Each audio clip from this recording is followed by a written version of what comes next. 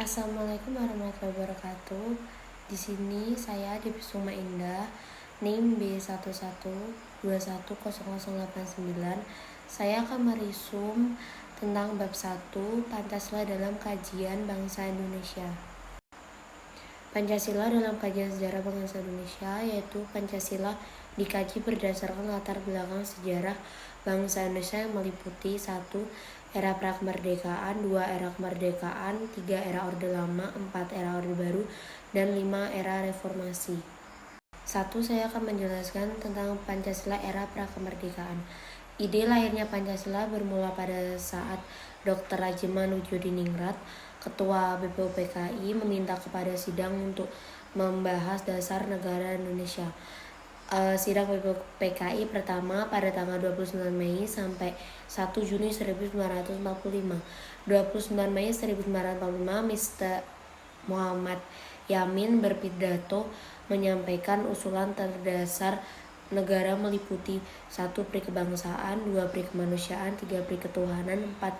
Pri kerakyatan, dan 5. Kesejahteraan rakyat. Dan 30 Mei 1945, Profesor Dr. Supomo mengemukakan rumusan dasar negara berdasarkan teori-teori negara, yaitu 1. Teori negara perseorangan atau individualis, 2. Paham negara kelas atau kelas teori, 3. Paham negara integralistik. 1. Saya akan membahas tentang teori negara perseorangan atau individualis. Negara merupakan masyarakat hukum atau legal society yang disusun atas kontrak antara seluruh individu atau kontrak sosial. 2. Paham negara. Negara merupakan alat suatu golongan untuk menindas golongan lainnya atau kaum buruh terhadap kaum burjois. Yang ketiga, paham negara integralistik. Negara bukan pemimpin individu atau golongan, namun menjamin kepentingan masyarakat seluruh sebagai satu persatuan. Dan pada tanggal 1 Juni 1945, Insinyur Soekarno mengusulkan rumusan dasar negara Pancasila yang terdiri dari 1. Nasionalisme, 2. Internasionalisme, 3. Mufakat, 4. Kesejahteraan sosial, dan 5. Ketuhanan yang Maha Esa. Sidang BPUPKI kedua dilaksanakan pada tanggal 10 Juli 1945. Pembahasan Piagam Jakarta menjadi dasar negara Indonesia, pembahasan materi UUD, pembahasan susunan pemerintah negara. Dan pada tanggal 18 Agustus 1945 itu terjadi pengesahan UUD NKRI tahun 1945 oleh PPKI. Dan 2. Pengesahan Pancasila sebagai dasar negara oleh PPKI. Yang kedua adalah Pancasila era Orde Lama.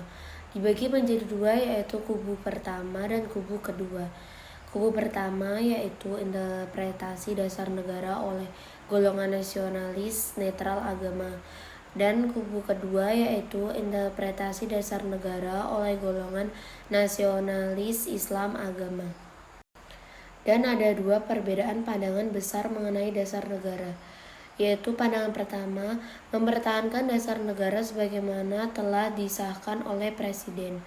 Pandangan kedua, mempertahankan dasar negara sebagaimana tercantum dalam Piagam Jakarta.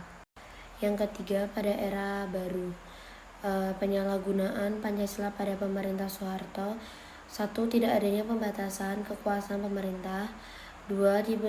Dibelenggunya kebebasan berpendapat dan berekspresi. 3. Praktik KKN dalam pemerintahan. 4. Penyelenggaraan pemerintah secara terpusat bersifat otoriter. Pada era reformasi, pada tahun 1998 sampai sekarang, Pancasila pasca Orde Baru, pemahaman dasar negara mulai dibenahi dan ditata kembali. Pancasila diperlakukan menjadi sumber dari segala sumber hukum. Itulah risum tentang bab 1 yang bisa saya sampaikan.